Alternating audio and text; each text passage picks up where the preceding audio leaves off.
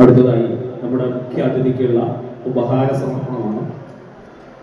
അത് നൽകുന്നതിന് വേണ്ടി പഞ്ചായത്ത് പ്രസിഡന്റിനെയും ഏറ്റുവാങ്ങുന്നതിന് വേണ്ടി നമ്മുടെ മുഖ്യ അതിഥി ശിഹാബുദ്ദീൻ പൂക്കോട്ടൂരിനെയും ആദരപൂർവ്വം ക്ഷണിക്കും.